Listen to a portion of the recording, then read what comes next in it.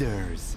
Mohamed Kbel, vous êtes le fondateur d'Elka Consulting. Vous avez été parmi les premiers à avoir révélé l'ascension de Nabil Karoui. Est-ce qu'il s'agit d'un feu de paille ou d'une tendance lourde? Bon, on ne peut pas parler d'un simple feu de paille quand il s'agit de taux d'intention de vote assez élevé.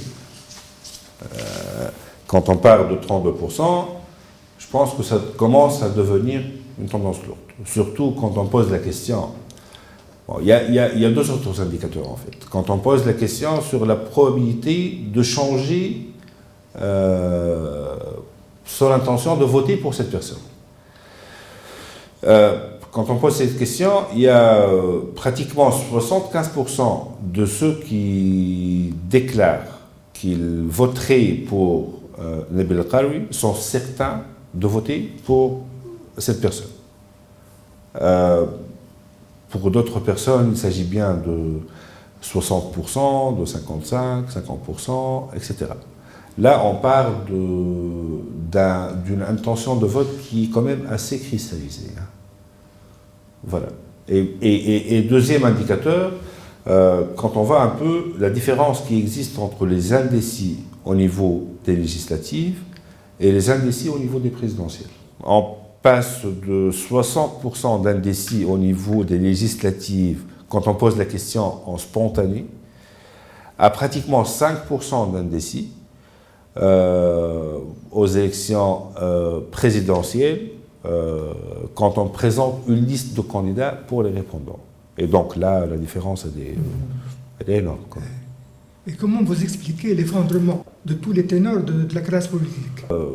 C'est le bilan de 8 ans. Hein. Ça, enfin, je dirais, pour être très objectif et très neutre par rapport à ça, c'est la perception d'un bilan qui a pesé très lourd sur le citoyen. Et donc, il y a un bilan de 8 ans que maintenant la majorité des citoyens veulent changer la tendance de cette bilan en fait. Il y a le cas de Chedd qui était pratiquement le super favori de ces élections, qui s'était pratiquement effondré. Comment expliquez-vous ça? Bon, effondré, il n'y a pas eu vraiment un effondrement radical, c'est-à-dire il n'y a pas eu ce changement radical, c'est-à-dire il y a eu une pente quand même qui a été descendante, une courbe qui a été descendante, qui a commencé à partir du mois de novembre-décembre, et cette pente descendante s'est accélérée les derniers mois. Et ça aussi, bien sûr, c'est en relation très étroite avec ce que vit le citoyen quotidiennement, en fait. C'est-à-dire le bilan économique. Et quand je dis bilan économique, je ne parle pas d'indicateurs macroéconomiques.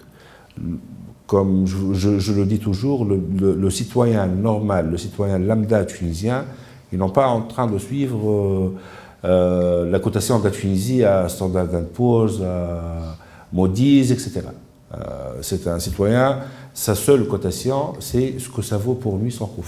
L'ascension de Karoui, est-ce que les deux la campagne qu'il a faite sur le plan caritatif, ou est-ce que c'est le fait qu'il pouvait intervenir pratiquement tous les jours sur sa chaîne Nasma? C'est surtout le caritatif. C'est surtout ce qu'a fait à Khalid Tounes. Parce que qualitativement, quand on discute avec les citoyens dans un cadre de groupe de discussion, avec les citoyens, etc., ce qu'on nous dit, c'est que c'est une personne qui a été très concrète. Et il y a toujours cette comparaison entre lui et les politiciens.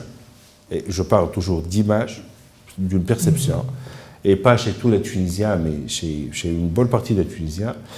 Une image de politiciens qui, jusqu'à maintenant, qui ont fait de fausses promesses, qui ont eu un bilan qui est assez négatif quand même, qui n'ont pas vraiment fait de choses concrètes pour le citoyen, là je parle toujours de perception et d'image. D'autre part, il nous parle d'un Nabil Karoui qui a été là pour le pauvre, la classe précaire, qui a pratiquement remplacé l'État dans le rôle social, c'est-à-dire qu'il s'est rapproché des précaires, des pauvres. Il a été là au niveau de la nutrition, de la santé, de l'éducation, de l'immobilier même, etc. Donc, il y a surtout cette approche d'écoute, en fait, parce que le Tunisien précaire, maintenant, il a l'impression qu'il n'est pas écouté, en fait, qu'il n'est pas compris. Il a des difficultés quotidiennes dans son quotidien, dans son pain quotidien, sa santé quotidienne, etc. Et d'autre part, on nous dit que voilà, on écoute les politiciens que pour parler de stratégie de coalition entre les blocs parlementaires, ce qui se passe au niveau des projets de loi, le scrutin, etc., etc. Donc c'est des termes, c'est pas ce qui fait vivre le Tunisien pour eux. Je parle de ce Tunisien précaire en fait. Donc voilà, c'est ce qui donne cette situation. En fait. Est-ce que les changements qui se sont produits en Europe ont eu un impact sur ce choix-là? C'est-à-dire C'est-à-dire cette vague de populisme, d'antisystème, de populisme, etc. Bon, écoutez, moi j'ai toujours ma théorie que c'est vraiment propre à la Tunisie. Le Tunisien n'est pas en train de sanctionner un bilan européen. Il est en train d'essayer de changer une réalité tunisienne. Et il est en train d'essayer de changer une perception qu'il a en fait. C'est-à-dire, dans sa perception, il doit changer une réalité tunisienne. Donc, il n'est pas en train de raisonner de voilà, comment ça s'est passé aux États-Unis, Trump ou en Europe, etc. Non, non, non. Il est dans la réalité tunisienne. Je peux vous assurer qu'une bonne partie de ces Tunisiens, et surtout les Tunisiens précaires, ne sont même pas au courant de ce qui se passe en Europe. Est-ce qu'il est conscient des conséquences de son choix? Je dirais non. Je dirais non, honnêtement. Je dirais non, mais il est conscient d'une chose. Bon, comme je vous ai dit, je ne veux pas prendre la parole de tous les Tunisiens, mais là, je vous parle au niveau des études, au niveau de nos discussions avec les citoyens. Ils sont conscients qu'ils doivent sanctionner une classe politique. Donc, on est dans la logique de la sanction maintenant. On n'est pas dans la logique de ce qui va se passer dans le futur. Voilà. Et comment expliquez-vous la myopie de la classe politique face à ce phénomène Karoui? C'est-à-dire? Ils n'ont pas vu venir le danger, parce que c'est un danger pour eux. Je ne peux pas me mettre à leur place pour comprendre pourquoi ils n'ont pas vu venir cette vague, mais je dirais que les indicateurs étaient là depuis longtemps. Depuis 2 ou 3 années, on était toujours en train d'avertir les partis politiques, faites attention, il y a une autoroute qui est dégagée tout près de vous, il suffit de prendre cette autoroute. C'est-à-dire, il y a une voie, il y a un vide qu'on le voit, il y a une voie qui est tellement vide que c'est vraiment un potentiel politique, quoi. Donc, et bien sûr, quand on arrive aux élections municipales et quand on a une abstention de 70% des Tunisiens enregistrés pour les élections municipales, ça aussi c'est un indicateur. Parce que, en fait, c'est une abstention jusqu'à nouvel ordre. C'est une abstention, c'est-à-dire, je ne suis pas satisfait, mais le moment venu, le jour venu, là où on aura le choix, on ne va pas s'abstenir. Du moment où on sera convaincu par une nouvelle offre politique, on ira voter. Et c'est là où les chiffres parlent d'eux-mêmes, c'est-à-dire on parlait 2 et 3 mois en avant, on parlait d'une intention de participer aux élections législatives et présidentielles de 30%. Maintenant, on parle d'intention de 55% jusqu'à 60%. Et leurs voix vont aller, c'est-à-dire, ils ne seront pas profitables à la classe politique actuelle. Ils vont aller... Tout dépendra de leur message, de comment ils vont approcher les gens, etc. Nous, on dit toujours que tout est faisable, mais il faudra communiquer avec les gens, il faudra faire le terrain, il faudra sortir des plateaux télévisés, il faudra aller faire comprendre les gens les enjeux, etc. Et que chacun défende sa position. Mais honnêtement, avec l'approche actuelle de la majorité des politiciens, je ne pense pas que ça va changer grand-chose. Là, je parle en tant qu'analyste, pas en tant qu'analyste de chiffres, en fait. Parce que de chiffres et d'output qualitatif. C'est l'output qualitatif qui parle, là. C'est-à-dire, c'est les citoyens qui nous disent que voilà notre diagnostic de la situation, notre diagnostic de l'image du politicien tunisien, etc. Voilà ce qu'il doit changer, c'est plus de contact, etc. Et espérons que ce n'est pas trop tard, parce que là, on est à 5 mois des élections, ou presque. Donc, on est pas en pleine campagne électorale, mais on est au démarrage d'une campagne électorale. Il ne faut pas que ça soit, c'est-à-dire cette approche change uniquement lors de la campagne électorale. Il faut que ça change bien avant, pour que le Tunisien sente que c'est de la bonne foi quand même. Et comment vous expliquez la disparité des résultats des sondages qui n'ont pas aussi vu venir ce phénomène? Honnêtement, je ne peux expliquer que nos sondages à nous. Mais sinon, pour le reste, il y a quelques différences qui font que, voilà, la base de calcul, parfois les populations ne sont pas les mêmes. Nous, par exemple, on travaille sur toute la population. Oui, mais l'échantillonnage, il est représentatif pour tout le monde. Oui, mais représentatif de qui? Qui tout le monde? Il y en a des instituts qui travaillent uniquement sur... il y en a des instituts qui travaillent sur tout le monde, des 18 ans et plus. Enregistrés, non enregistrés, ceux qui comptent participer aux élections, ceux qui ne comptent pas participer, etc. Parce que c'est une approche, parce qu'on est toujours dans des délais ouverts d'inscription, et donc on ne sait pas qui va s'inscrire et qui ne va pas s'inscrire. Et secondo, on est toujours ouvert à la possibilité d'avoir une participation massive aux élections, comme d'avoir une abstention massive. Donc, on doit interroger tout le monde. Il y a d'autres instituts de sondage qui se limitent, par exemple, à interroger uniquement les enregistrés. Il y en a d'autres qui... donc, la population change. Et donc, les résultats changent. Vous voyez ? Il y a d'autres instituts de sondage aussi qui se limitent uniquement aux gens qui sont certains d'aller voter. Parce que pour eux, les autres, c'est inutile de les compter, de les comprendre, etc. Donc voilà, c'est des approches en fait. Est-ce qu'il y a des tentations de manipulation? Je ne peux pas juger sur les intentions. Moi, ce que je dis, c'est que nous sommes des confrères. Je ne peux qu'avancer la bonne foi, pour mes confrères aussi, et pour moi, bien sûr.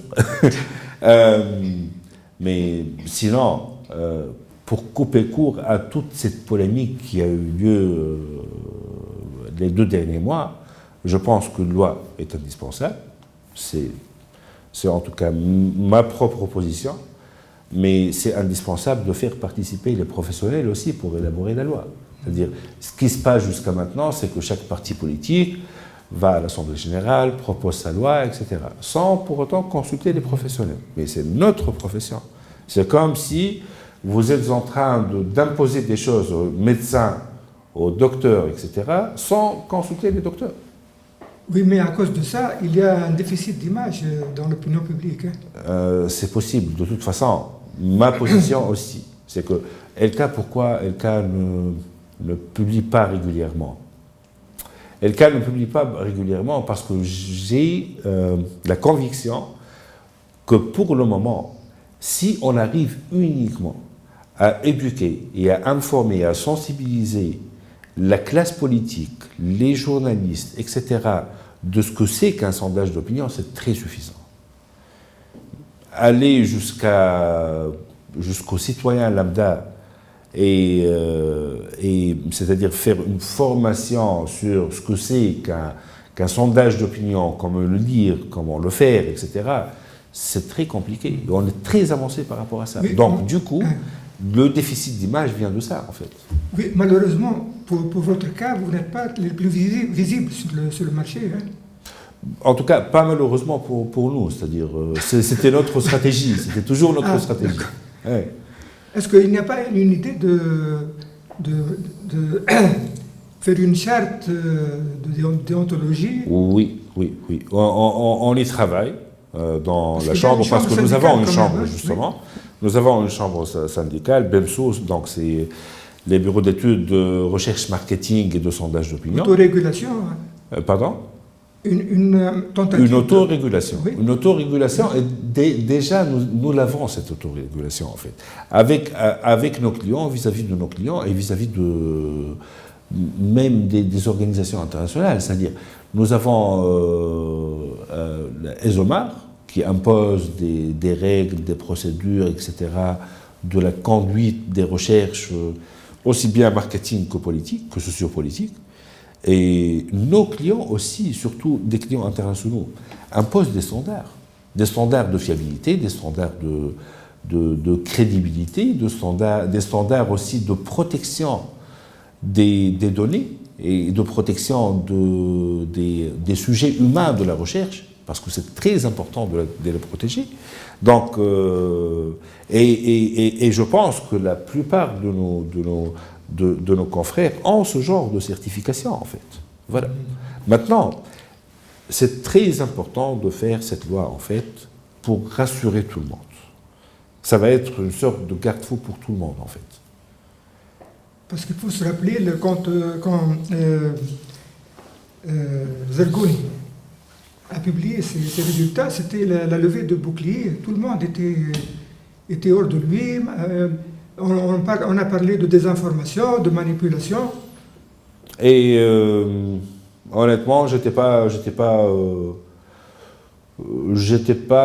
ne me réjouissait pas. Ce qui s'est passé, en fait, ça ne me réjouissait pas du tout. Il y avait des préjugés. Primo Hassan est un confrère. Secondo, les résultats ont été très proches de la réalité.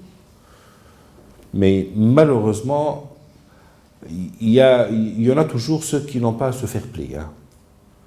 Il y en a toujours ceux qui n'ont pas ce fair play d'accepter la réalité telle qu'elle est. C'est-à-dire le public, hein? Et les politiciens, honnêtement. Écoutez, moi, quand j'ai publié le sondage, ça fait 2 semaines. Ça fait 2 semaines qu'il y a eu une campagne de dénigrement comme pas possible. Donc, une campagne de diabolisation.